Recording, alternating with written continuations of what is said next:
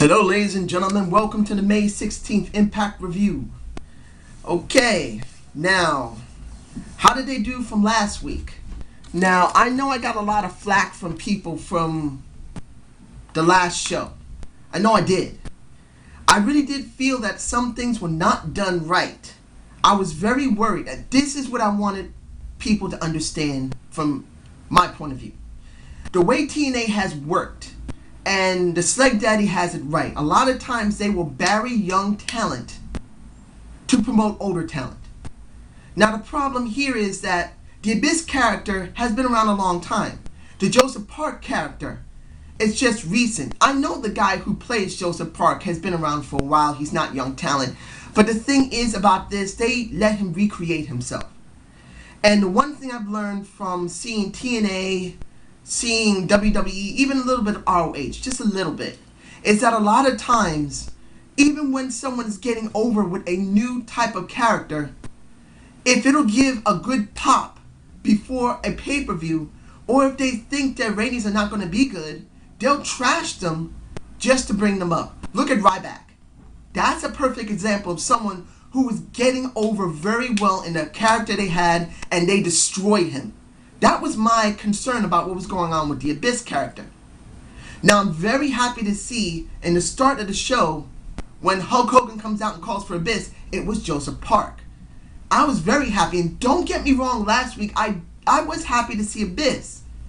But really, I felt they may bury the Joseph Park character to bring back Abyss early to get short-term ratings. Look what happened with the ratings. The ratings shot up, particularly when Abyss was shown.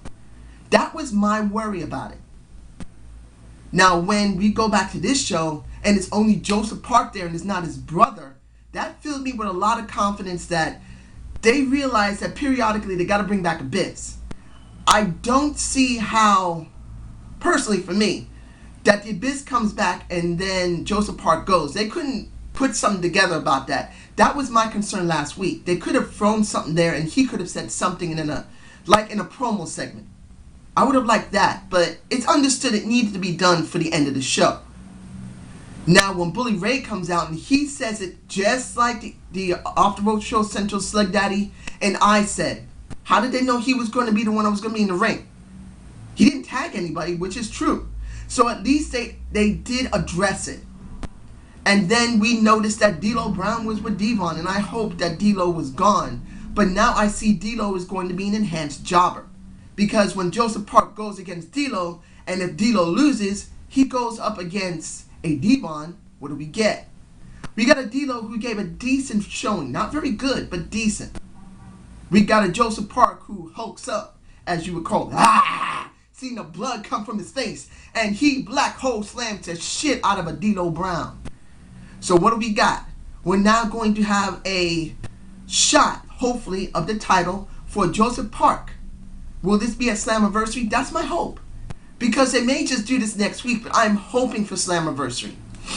Now, the next thing, which is going to be a running segment of a James Storm.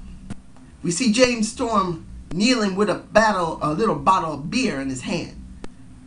Seeming really pissed. Which, I don't totally understand it. I'm sorry. I believe we would have had a much more better showing between a James Storm versus an AJ Styles than an AJ Styles with a Kurt Angle. And I'll get to them later. But I really felt James Storm had something better with the AJ Styles. Now I really don't feel like they're doing something right with the James Storm character. Because, yeah, James Storm super kicked both heads of the teams of an Austin Aries and a Christopher Daniels. But him acting like that? Why? He's acting like he got screwed severely by them both. The only thing they did was try and bribe him with beer. And then what did we get at the end of this entire show? First we see Chavo versus Robert Roode. Not a bad match. And we get a Storm coming in spitting beer into Roode's face, which was nice. Which I knew, if this was it, I was hoping this wasn't going to be a Roode and a Storm rehashing. Because they had their shot with Roode and Storm. This is what I thought at first. Roode and Storm having a rehashing of their old feud.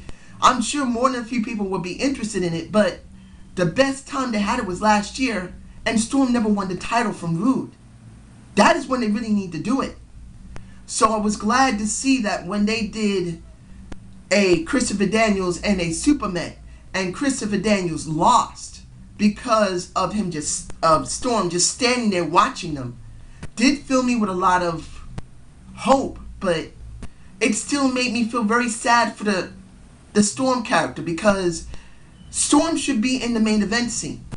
I'm sorry, I know a lot of people miss Beer Money and the Motor City Machine Guns. I understand it because I did manage to catch the tail end of it before the Motor City Machine Guns finally end and Beer Money finally ended.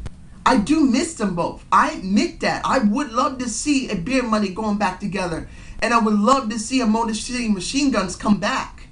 But we're not going to get that. So we really needed these guys to be put into the title picture because we need new blood, and for a short time they were. But then they didn't have anything to do with them because Aces and Eights came out. Jeff Hardy was promoted more heavier than they were, and James Storm and Robert Roode fell by the wayside. That's the reason why Robert Roode is in a tag team with Austin Aries. They have nothing for them to do, so they put them together, which was a accidental joy. Because even though they looked like they could do good work together, we didn't know. So seeing Austin Aries and Robert Roode together was actually a good idea to put them together. But when it comes to a James Storm, who I really felt like could have really gone farther, had more mileage on him in the main event scene, has basically been dropped. He has nothing to do. So what is the best thing you do in a company that you do have someone that looks like will go somewhere, but you put more older wrestlers ahead of them, you put them in a tag team. So as good as it sounds for a James Storm to have a partner in a fatal four-way at Slammiversary, because that's what we're getting. We're not getting a three-way dance, we're getting a fatal four-way. As good as it seems to have a James Storm in a tag team, and he's a good tag team specialist, I feel really sorry for him because he deserves better. He deserves better than just go right back into the tag team title picture. Yeah, he'll get mileage out of it with someone, whoever it is. Hopefully they give him the right person to work with. I'm sure he'll do great, especially if they win. But I really feel he deserves better in the main event scene. Now let's get into AJ Styles and Kurt Angle. We saw last week Kurt Angle go after AJ Styles. And I said this, why are you switching a James Storm and a AJ Styles that I want to see with a Kurt Angle and AJ Styles where they've already gone up against each other? I believe AJ was a face and he was a heel. I could be wrong because they have faced each other a couple of times over the years, at least, and they have switched positions. Seeing it won't be a bad match, but I really felt that James Storm would have been better in this position. But like I always say, when you're given shit, you try to make lemonade out of it. So they are structuring it decently well. At least until I saw what was coming, and then I had to think about it for a minute. When a Kurt Angle calls out AJ Styles saying, I want you in the ring right now. I want you. We get a Anderson coming out. And I have my thoughts on Anderson in a minute, but Anderson saying pretty much, AJ's going to get a cut next week. Let's see you do something about it.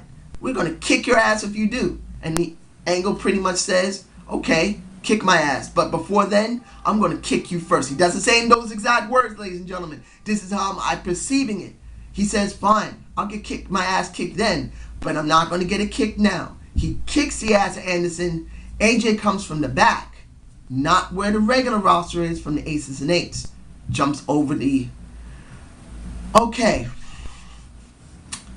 When I saw AJ come out, kicks Angle, hood going up, which was a nice touch, and then walks to the back to where the roster is. I'm thinking one or two things. One, if this is going to happen, where AJ is going to get a cut, I really felt they had more mileage with the Lone Wolf character. And they're really doing their best to try and raise Aces and Eights up with someone very legitimate. Someone young, who's the face of the company.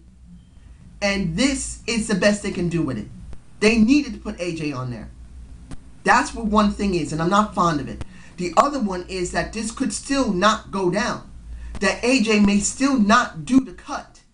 He may still be the lone wolf character and basically screws Angle and aces and eights and still goes off on his own. So this is still a possibility. This is what I'm hoping for. And I'm going to leave it at that. But the segment itself, it wasn't bad with Angle. It wasn't bad with... Anderson wasn't bad. He wasn't. And this also flows into Anderson in the next segment I'm talking about. The way Anderson is acting, he seems to be trying to push to be the new VP, or this could be an in-faction argument coming. This could be a way to break up aces and eights. This is my perception of this. If Anderson is promoted more than anyone else, if you see Anderson more, two things. One, he's trying to take D'Lo Brown's position as VP. Or two, he's trying to divide aces and eights between him and Bully Ray. This is what I'm getting. If I'm wrong, tell me below. I wouldn't mind you telling me. I don't mind you guys telling me if I'm wrong. I know I don't know everything, but at least I have some good ideas and some options. And this is what I see for a Kurt Anderson. Now, I'm moving on to the X Division. Seeing Petey Williams, Christian York, and Kenny King, baby. Match was good, particularly that the X-Cam was not used. Seeing Petey Williams give a decent showing was good. Chris Sabin did a good showing, but in the end we got a Kenny King. But this is where I said last week I was worried about. And now I think, for me personally, anyone else, you can tell me below how you feel about it, but this is how I feel. The X Division was much better when it was one-on-one.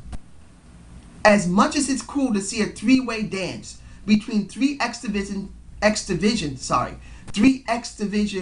competitors, there's no way to do a proper feud. Because Petey Williams still was not mentioned. He didn't get a promo segment. Nothing. And I felt Petey Williams should have had the option to talk. Now, of course, Chris Sabin and our Kenny King will still have their feud because Kenny King won. But it doesn't feel like it'd be a proper feud. Having two guys go up against each other, and then the third guy, if he's not allowed to talk, to be involved in a three-way dance, to be promoted in a three-way dance, is like an enhanced jobber for them both. I don't like to see Petey Williams in that position. That's what happened to him in my humble perspective. Petey Williams became an enhanced jobber because he's the one that jobbed. If every person that, let's say, Chris Sabin and Kenny King is involved in a three-way dance with is an enhanced jobber for either one of them, then what is the point of doing a three-way dance? I said a three-way dance could become boring and repetitive if it's shown too much. But also a three-way dance can be a problem because if you're trying to promote a feud between two guys, it could be with Rob Van Dam and Azima Ion. It could be Kid Cash versus a Jesse Sorensen when hopefully he'll come back. It will be a problem because you're trying to put three guys in a two-man feud and use the third guy as a jobber. And this is where I see there may be a problem of eventually. If the X Division does not become boring because of the three-way dance itself, it can become a problem when you can't have two guys do a feud by themselves. They have to have an enhanced jobber to promote it. And that's how I feel about it. Tell me below what you think, because I wouldn't mind them going back to a two-man format, at least for maybe Slammiversary. They can do it during the show, but at a pay-per-view, why not let them go back to one-on-one? That would make better sense for a feud. But if they're not going to do that, I'm hoping the third person will be promoted in this match. But if they don't do that, I just don't see it working. Now, I'm going to go to gut check, seeing Bradley versus York. Now, I said the people that might be the ones that will go into Bound for Glory would be either Jay Bradley or Christian York. Now, I get them both at the same time, so I'm going like, oh, damn. I'm hoping for Christian York to win, but I think Jay Bradley might be better. And during the match, I was proven right. Jay Bradley gave a better showing than a Christian York.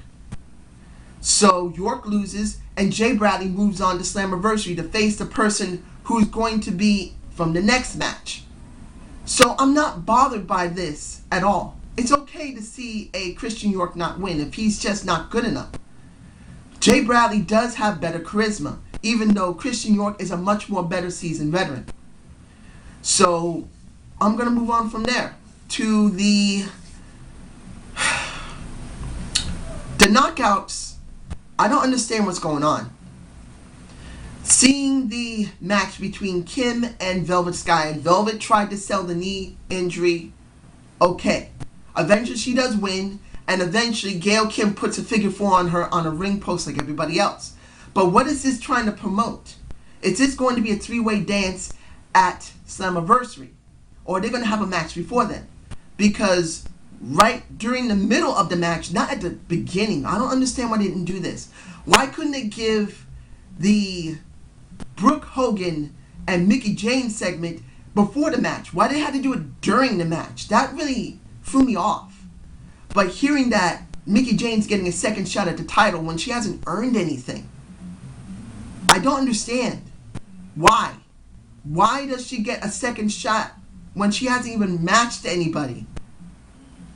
If this is meant for her heel turn, then I understand. But if she doesn't have a heel turn on this match, if she doesn't show some type of heelish tendencies at this match next week, then really, this made no sense to let her get a second title shot. The person that seems supposedly to get the next title shot would be Gail Kim. And I don't want to see a Kim versus Sky again. But unless they're really going to do this, they're finally deciding, you know what? She's already done pretty well with her album. Let her turn heel. I've told you before, I won't mind seeing Mickie James turn heel. We haven't seen it in a very long time. So I'm going to move on to, the other part that will lead into the final thing. We got a Bully Ray segment with Brooke Hogan. Now, I feel sorry for Brooke that she's still not allowed to talk. And if anyone, like any of the lady subscribers here that are like Miss Impact, I'm sure you haven't been too happy that you've barely seen her, and then you see this, and there's almost no real segments for her to talk. Maybe Juicy Sparkles, or Miss Juicy Sparkles, if she still watches me, she may agree. Even if she doesn't totally like Brooke Hogan, she should be allowed to talk. But in the end, nothing. Just this little segment for Bully Ray, and Bully Ray and basically Sting in the ring for the contract signing. I can say it wasn't bad. Hearing a Sting say, you better break me in half, because if you don't, I will.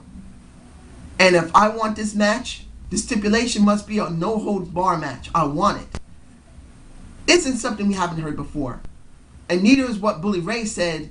You know what? If you do this, if you lose, I want you to never go for the title again. You could stay in TNA, but I want you to never have this shot. It isn't something totally bad.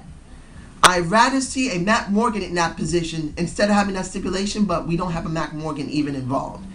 So what do we get at the end of the show? A fight between them where it looks like a Sting began to get a little bit over on Bully Ray, and then they cut it right there, which I think was very good storytelling. So how do I rate this show? A B. I could give it a B+, but Matt Morgan wasn't shown, Rob Terry wasn't shown, Petey Williams was never even talked about.